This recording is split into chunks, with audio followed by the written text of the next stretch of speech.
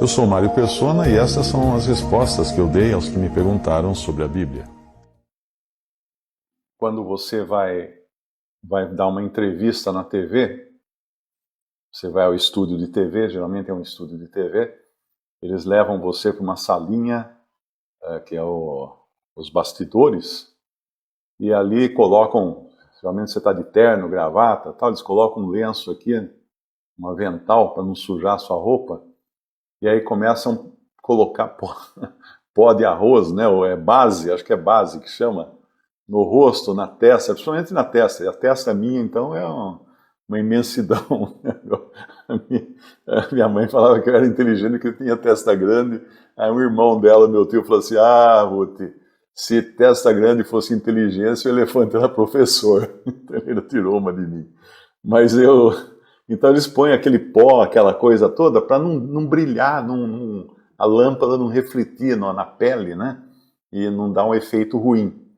Eu também, quando comecei a gravar o Evangelho em 3 minutos, isso há 13 anos atrás, eu acho, eu precisei tirar uma verruga do rosto e ficou uma mancha preta, feia, né, enquanto cicatrizava. Aí eu fui numa loja dessas que compra essas coisas que passam no rosto, esqueci o nome agora disso. Eu comprei maquiagem. Eu comprei um negócio lá que era tipo uma base cor de pele que cobria a mancha preta, né? Nós estamos vivendo hoje numa época de maquiagem. De maquiagem. Eu lembro também agora de um outro episódio. Meu pai, nos anos 70, ele queria comprar um carro, tinha saído o Opala, né, que era o carrão da época, tal, mas daí ofereceram para ele um estacionamento, ofereceram um Galaxy. Um Galaxy, que o Galaxy era o carro de luxo daquele tempo, né? No Brasil, você não tinha quase carro importado, você tinha o Galaxy da Ford, que era grandão, né? Aquele imenso carro. Então o dono do estacionamento se prontificou a levar até a casa do meu pai um Galaxy usado, para o meu pai olhar e ver se interessava, né? Mas o que chamou a atenção foi que veio o cara do estacionamento e veio um outro homem junto. E tão logo o carro estacionou no portão, esse homem já abriu a porta, saiu e encostou na porta do passageiro. E ficou na porta do passageiro, que meu pai saiu para olhar o carro, ele dava a volta no carro, examinava e tal, e esse homem não saía da porta. E meu pai ficou encucado, porque ele não saía da porta, né? Ali encostado na porta. Aí no fim ele pediu para sair para ver a porta, né? Tinha um rombo na porta, do tamanho de uma mão, assim, de podre, de ferrugem, né? Que tinha furado. Eu acho que não deu tempo deles consertarem a porta, de fazer a funilaria. O cara quis assegurar uma venda para deixar para depois arrumar, retocar aquilo ali, né? E é isso que hoje acontece com o testemunho cristão na Terra. Nós vivemos um tempo em que está tudo muito bonito, mas tem um rombo enorme que os homens tentam corrigir ou cobrir com maquiagem. Nós vivemos no tempo das redes sociais e dos filtros. Os filtros do Instagram. Né? Às vezes você vê uma foto de uma mulher conhecida, né? Você vê uma mulher que você conhece há muitos anos, tal, sabe como ela é sem maquiagem, sabe como ela é na vida real. De repente você dá uma trombada com a foto dela no Facebook ou no Instagram, você fala assim, o que é isso, meu? O que aconteceu com ela? É tudo filtro. Então, se for alguém que está interessado numa namorada ou numa esposa, se marcar um encontro vai ter uma decepção, porque aquilo não vai ao encontro, o que vai ao encontro é a pessoa real. E o que fizeram com o testemunho da igreja na Terra foi encher de filtro, encher de maquiagem. Tem shows, tem música, tem grandes pregadores, tem grandes coisas, luzes estroboscópicas piscando e tal. Eventos, muitos eventos luxuosos. Maquiagem para não aparecer a ruína. Porque para não aparecer que o Senhor está falando dessa cristandade na Terra hoje, corrupta, que ele vai vomitá-la da sua boca. Porque ela está causando ânsia no Senhor. E é muito importante entender que tudo isso foi por negligência, foi por abandono, foi por não ouvir a palavra de Deus. Tem até um versículo que fala também do ministério de Paulo, em 2 Pedro, capítulo 3,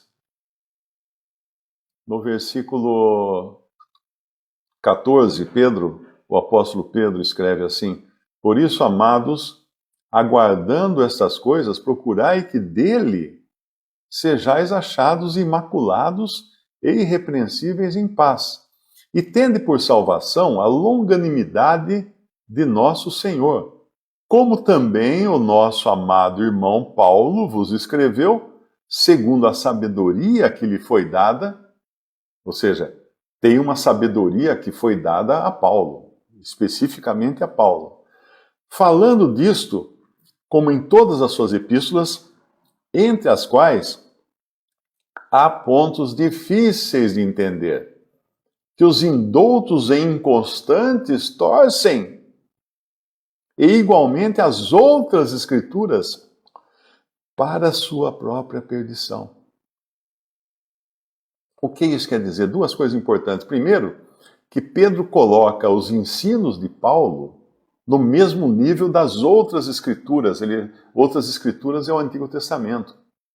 Então ele dá aqui o selo de autenticidade, de inspiração divina nos ensinos de Paulo. Não é pouca coisa isso, não.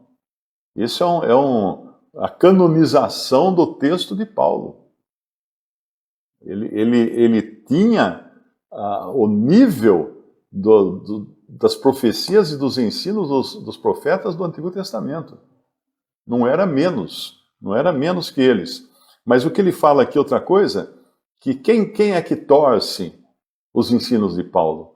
Os indoutos. O que é indoutos? Ignorantes. Ignorantes e inconstantes. O que é inconstante? Que de uma hora vai para um lado, outra hora vai para o outro. Não tem um pé firme. Cada hora vem um vento de doutrina diferente, ele agarra aquele vento de doutrina, porque vai dar mais like no Facebook, no Twitter, no YouTube, e ele vai pregar aquilo lá. Daqui a pouco tem um outro vento de doutrina, ele pega o outro vento de doutrina. Fica com variações, não tem firmeza, não tem solidez no ensino. E aqui ele deixa muito claro isso, que esses são homens abomináveis. Ele vai falar no versículo seguinte, versículo 17. Vós, portanto, amados, sabendo isto de antemão, sabendo o quê? Que indoutos e inconstantes torcem os ensinos de Paulo, do apóstolo, sabendo isso de antemão, guardai-vos de que, pelo engano dos homens abomináveis, sejais juntamente arrebatados e descaiais da vossa firmeza. Antes crescei na graça e no conhecimento de nosso Senhor e Salvador Jesus Cristo. Quando eu leio essa passagem, pelo engano dos homens abomináveis, eu logo me lembro daquelas coisas de lendas, de histórias, de ficção, do abominável homem das neves, né? Aquele monstro terrível, peludo, grandão, gigante, com os dentes afiados assim. Essa é a visão desses homens que torcem as Escrituras. Esses homens que sequestraram o testemunho cristão e agora jogam maquiagem e filtro em cima do testemunho cristão para parecer para ninguém enxergar o buraco que tem na porta, para ninguém enxergar o rombo que tem de podridão, de ferrugem na porta do testemunho cristão, hoje na face da terra. Então, o que ele fala aqui, guardai-vos do engano de homens abomináveis.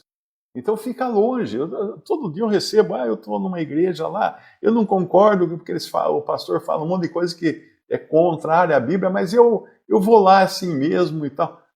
Meu filho, se você quiser comer veneno de rato, saiba o seguinte, sabe o que é veneno de rato? Veneno de rato você tem 99% de milho e 1% de estricnina. Mas é só um pouquinho, é suficiente para matar o rato. O resto é alimento. O pastor fala tanta coisa boa. Sim, fala coisa boa também. Mas tem estricnina no meio. O veneno está lá no meio, para o rato não perceber o que ele está comendo. Por isso que essa exortação aqui de 2 Timóteo, capítulo 2, né? Fortifica-te na graça que há em Cristo Jesus, e o que de mim, entre muitas testemunhas, ouviste, confia a homens fiéis que sejam idôneos para também ensinarem outros. Infelizmente, essa linhagem de ensino se perdeu ao longo dos séculos, e hoje nós temos, se você quiser seguir um ensino de alguém, você tem que descobrir se ele vai chegar no ponto de Paulo. Lá atrás ele vai encontrar em Paulo. Se ele é um descendente, em termos de ensino, de doutrina, se ele é um descendente de Paulo ou é um que encheu de maquiagem tudo.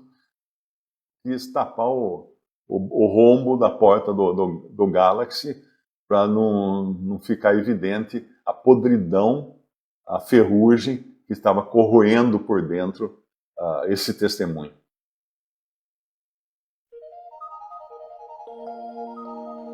Visite o canal Respondidas no YouTube. Também respondi.com.br e 3minutos.net. Baixe os livros e o aplicativo.